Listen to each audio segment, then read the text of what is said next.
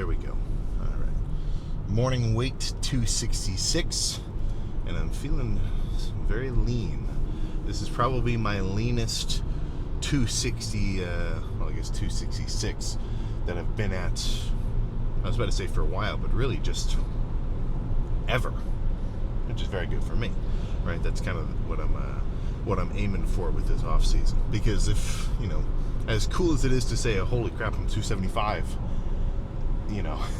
if an extra 5 pounds of that is just straight body fat, what am I doing? Right? I'm just kind of playing myself there.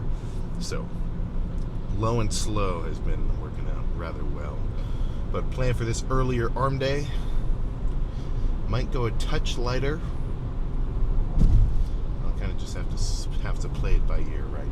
Because if I come in and I feel crazy strong, maybe I want to start off with extra heavy curls first before preachers or before whatever.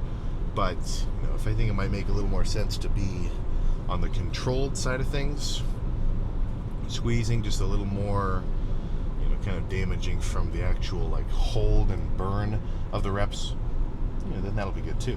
But I don't want to walk into the gym and have myself locked into just one specific idea, because I'm not totally sure what I'm going to end up liking. But yeah, cardio will not stop, so I'll just probably end up doing a later cardio tonight. But so definitely getting close. I'd say probably another 4 weeks or so, maybe a touch more. I know I've kind of just been hinting at it whenever this off season is going to end, but it'll really, I'm kind of just waiting for the right moment. Typically, if you go back and look up bulk finale, saying whatever, it ends up being just usually on the way back from a lift, or on the way, just kind of a non-predetermined point where I'm like, okay, now I see that this bulk is over, and I can actually kind of begin to diet down and see what actually got built up underneath. And for me, that's kind of that's something I'm okay waiting for, because it's it's like you're working on an art project or some kind of something or other. It's going to be done when it's done. Sometimes that's a little tricky to predict.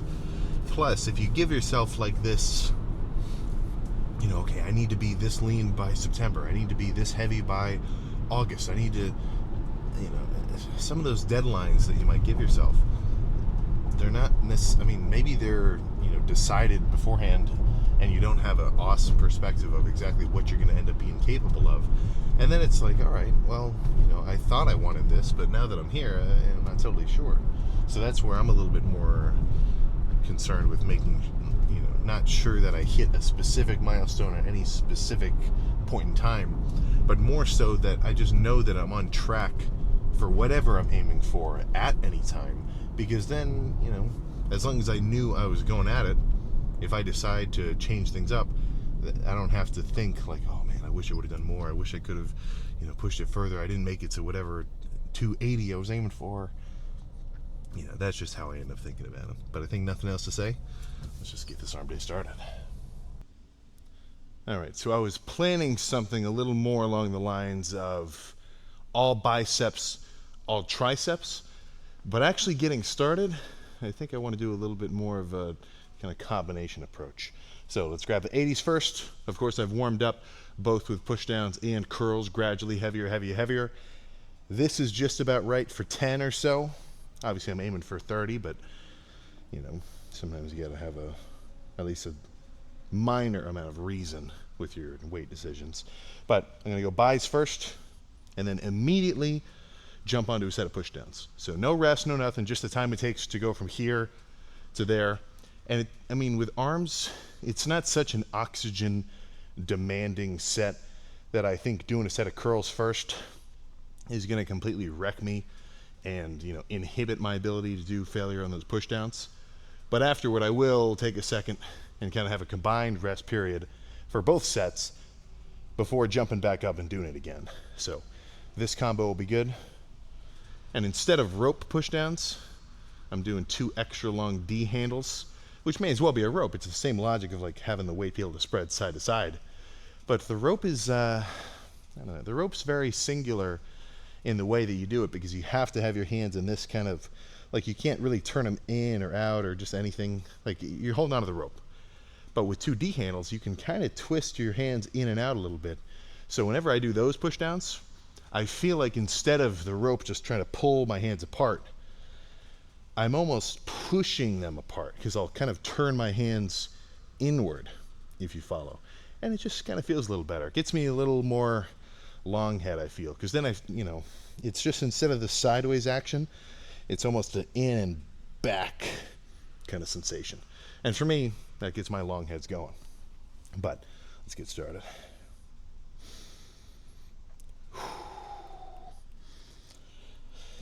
All right.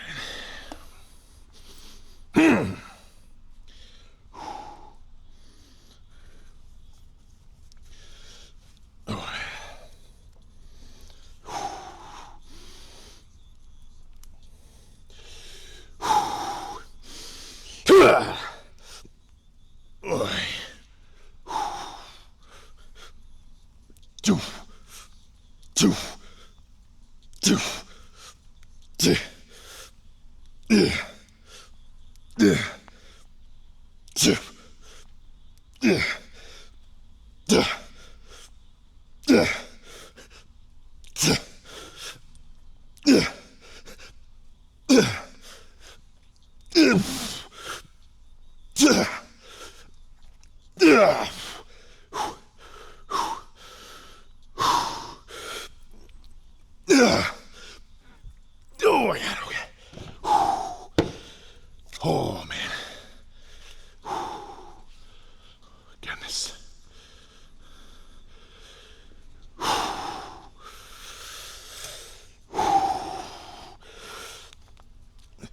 Yeah. Yeah. Yeah. Yeah. Yeah. Yeah.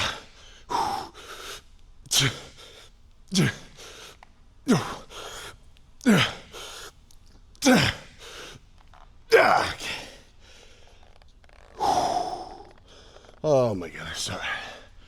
A few more of those.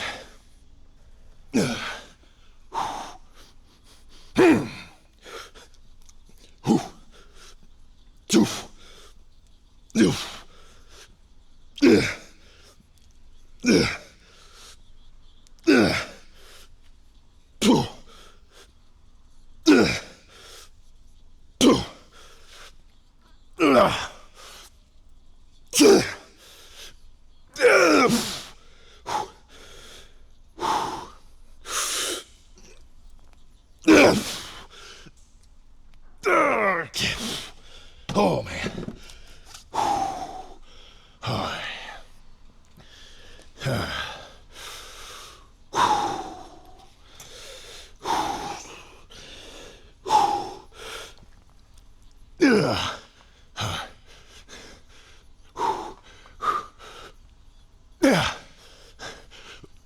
Yeah. Yeah. Yeah. Yeah. Yeah. Okay. Oh man. Whew. Okay. Oh yeah. That'll be good for those. That's those two of that combo. But now I think I'm going to alternate. So the next two sets, I'll start with tries, so one doesn't get any, biased recovery. Let's keep this move the same, but once I'm finished, jump straight to some preacher curls.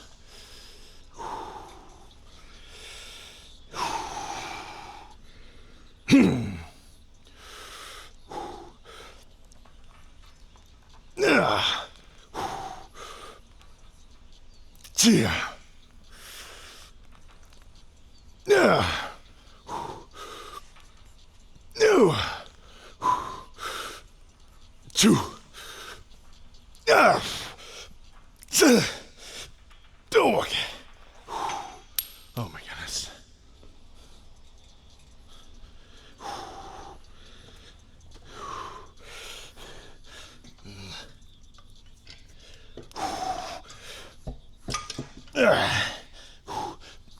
Two.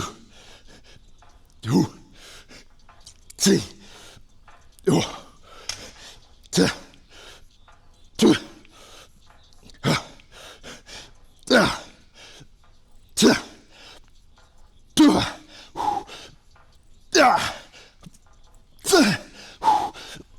Okay. Oh, that sort of like long D handle setup, since it's pretty much a rope, I can't do it that heavy. So I'm going to switch to just a regular straight bar for this one. And these would be kind of quicker, pumpish reps, not so much holding, squeezing. Same thing with the preachers though, just one notch heavier, and then I'll move on to a different combo, whatever that ends up being.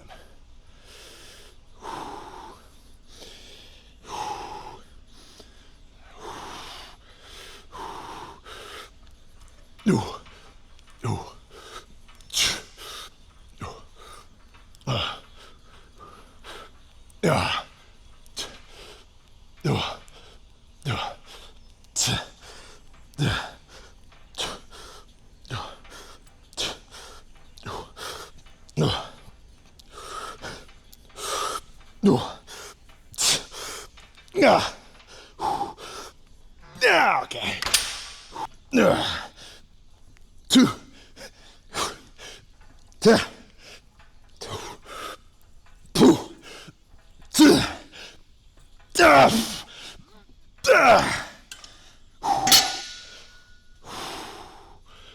Okay. Oh, let's do something else.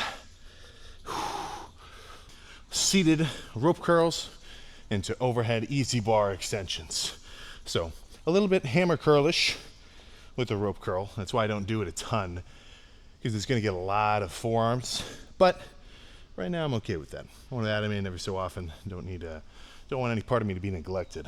You know, if you got a strong point, you can back off on it a little, but you don't want to totally just never hit it. I mean, I still throw in a shoulder day, sparingly, but it happens.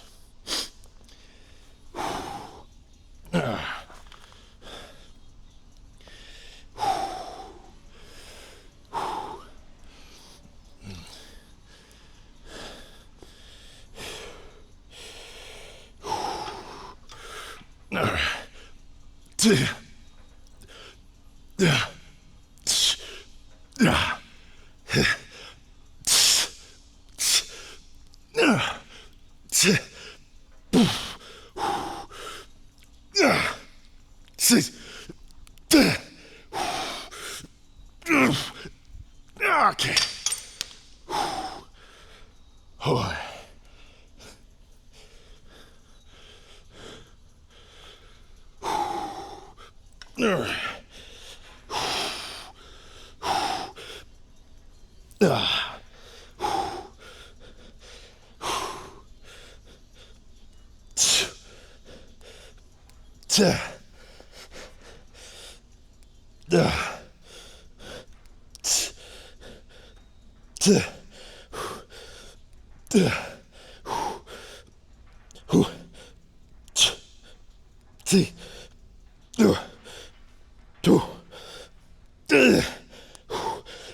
Okay. Oh, shit. Okay, one more of those combos.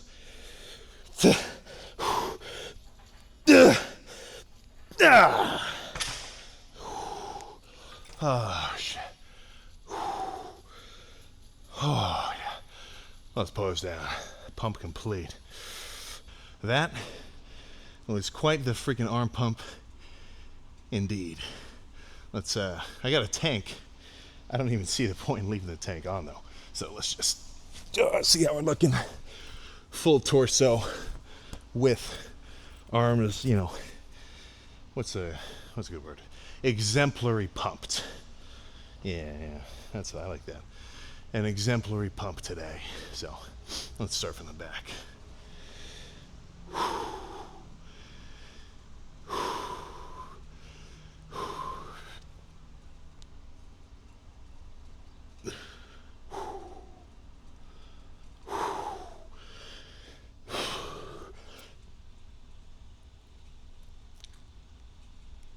Oh my gosh.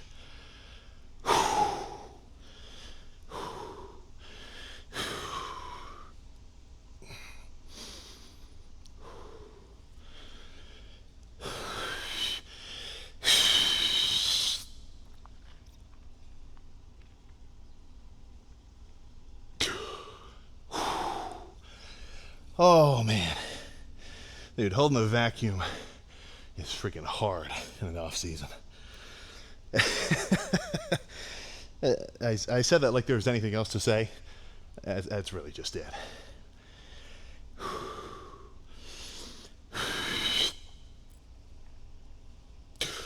Holy crap. I can't even get into a proper lat spread because my arms don't want to bend and like really open up. But no, this is good. Yeah. Full arm day, having both bis and tris pumped up at the same time. Yeah, that is definitely the way to do it. Just because, I mean, like in my, usually I've kind of applied the logic of, okay, I'm hitting a muscle group. I should hit one portion in its entirety before moving on, right? Like, if you split your focus into two things at once, then, your performance on each is going to be halved.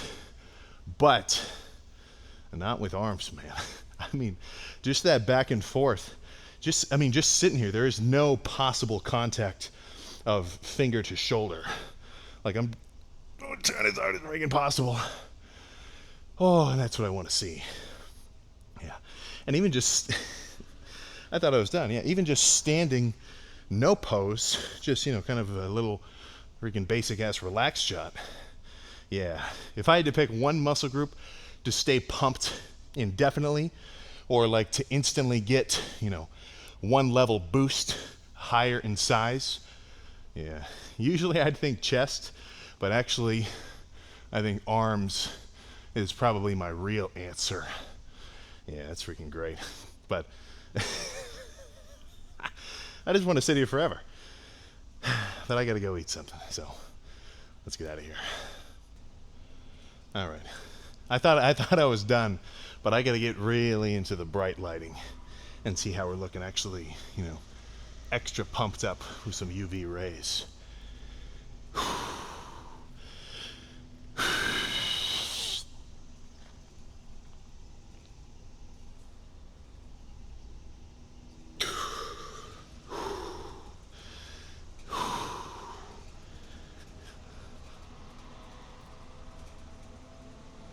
Oh, holy shit. Okay, I can't hold another freaking pose. It's starting to really burn. Now let's get out of here.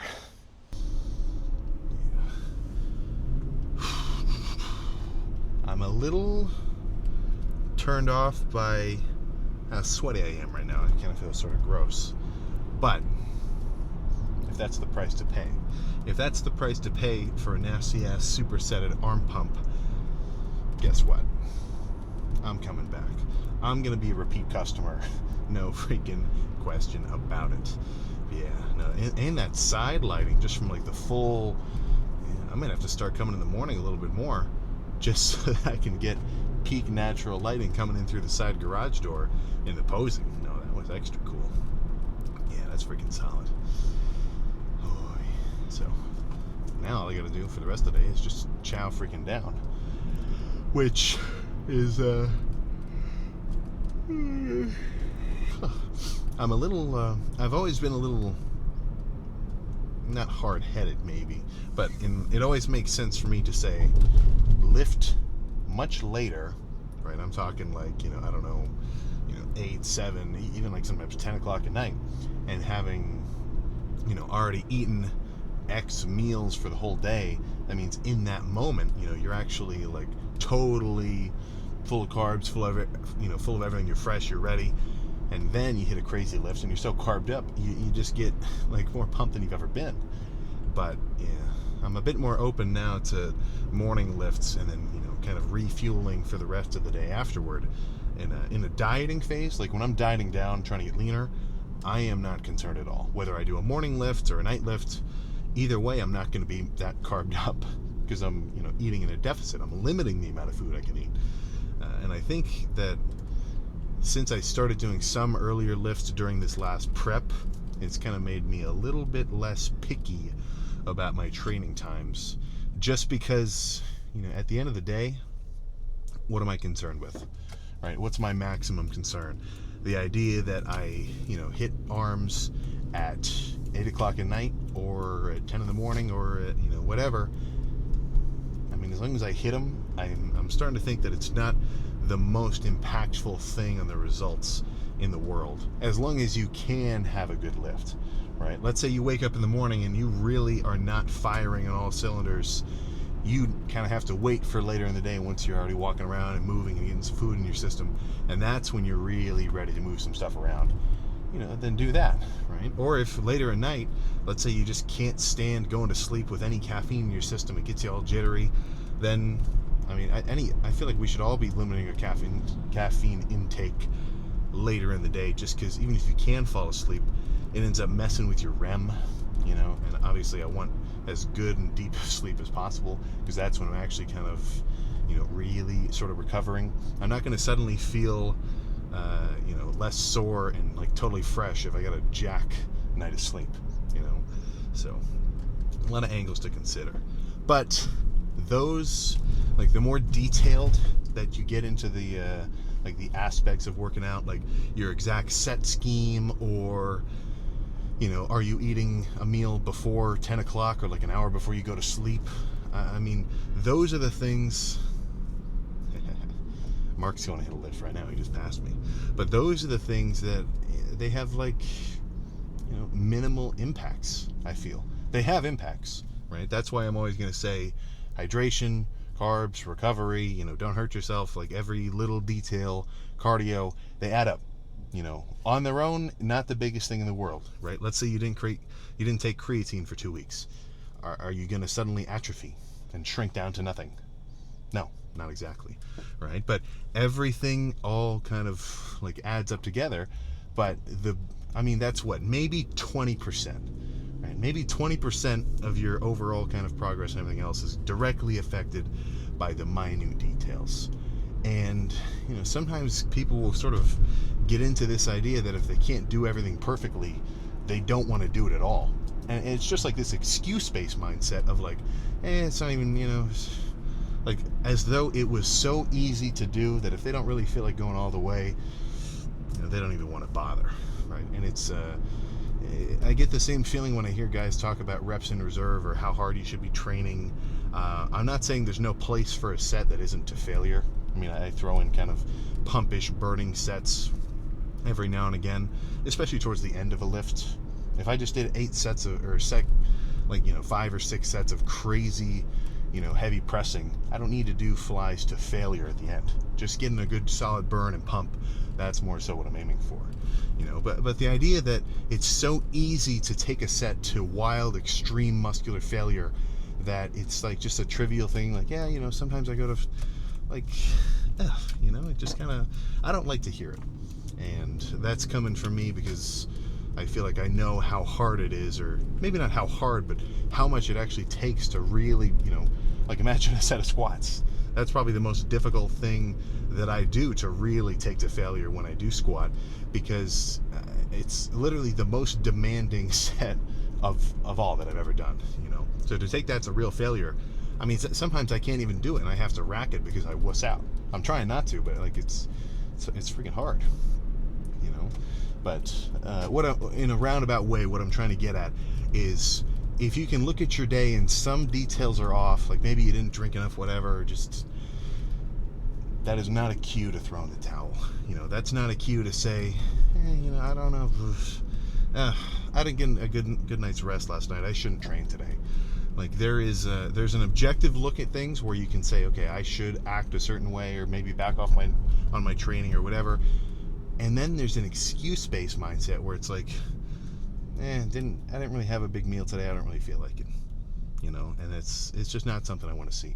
So even if things are off, even if odds aren't in your favor, let's say you've been traveling, you've been whatever, don't hurt yourself, of course, but I think there's a pretty extreme value in still bringing it, and at the end of the day, no matter what happened, being able to say, I hit my lift, I went hard, I gave myself the primary stimulus that's going to actually result in gains. Abs are made in the kitchen. You're not going to get big without working out. Without getting a solid lift, nothing's going to happen.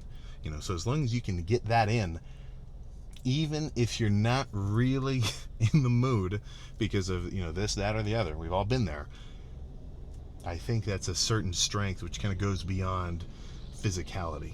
Because how many guys do you know where if they're feeling a little off, they just want to take a rest day and they skip it and they just don't feel like it, and it's not cool, you know. So I don't want to be the guy who has to cut the lift short or back off or whatever just because things aren't always totally going my way. You know, there's still a place for a rest day, obviously, but not for an unnecessary rest day. And the experienced lifter knows the difference. But nothing else to say for me. That was an awesome lift. I'm getting excited to go home and edit that together just so I can see how pumped up I was, you know, on the actual, you know, computer instead of like just a little camera screen. But yeah, so I've got some legs tomorrow. My overall plan for that lift is to go nuts. So I'll see you then.